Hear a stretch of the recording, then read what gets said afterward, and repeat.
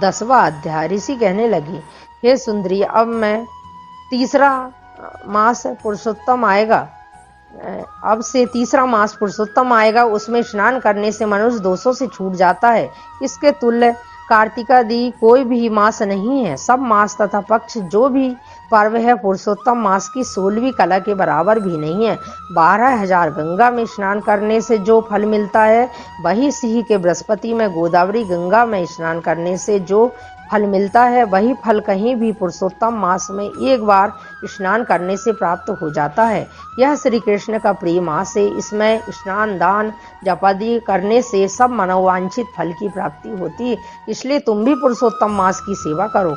मुनिराज कन्या को ऐसे वचन कह कर चुप हो गए। श्री कृष्ण कहने लगे, हे अर्जुन, मुनि के वचन सुनकर भावों से प्रेरित होकर वह मूढ़ वाला क्रोधित होकर बोली, हे ब्राह्मण, मुझको आपके वचन कठिन नहीं लगे।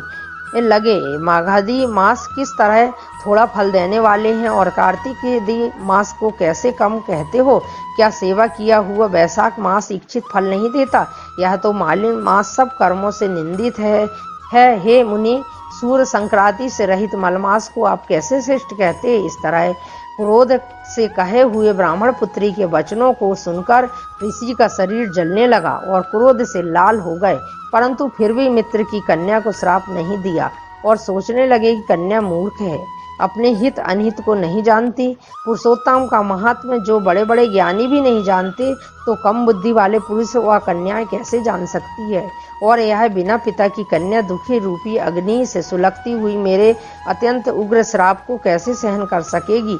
ऐसे उत्पन्न क्रोध को कृपा से दूर करते हुए और स्वस्थ होकर व्याकुल कन्या को कहने लगे, हे बाला, तूने मेरे मित्र की कन्या, इसलिए मैं तेरे पर मेरा कोई भी कोप नहीं है। जैसा तेरे निर्भाग्य मन में हो वैसा ही कर, और जो भी कुछ होने वाला है सो सुन। मैं कहता हूँ, तूने जो पुरुषोत्तम मास का अनादर किया है, इसका फल इस जन्म में या अगले जन्म में अवश्य होगा।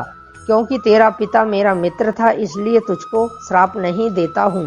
तू बालक है, अपने शुभ तथा अशुभ को नहीं पहचानती। तेरा कल्याण हो, मैं तो नारायण की सेवा में जाता हूँ। श्री कृष्ण कहने लगे। ऐसा कहकर महाक्रोधी तपस्वी मुनि झटपट चले गए और उसी क्षण वह कन्या पुरुषोत्तम के अनादर से कांतिहीन हो गई और अपने मन में विचार करने लगी कि तत्काल फल देने वाली पार्वती पति श्री शंकर की आराधना करूंगी। ऐसा निश्चय कर अपने आश्रम में महान तप करने की इच्छा करने लगी। सूत जी बोले, वह बालक प्रबल मुनि के वचनों को निंदित कर तथा बहुत फल देने वाले विष्णु और ब्रह्मा को छोड़कर अपने वन आश्रम में केवल शंकर की सेवा करने लगी।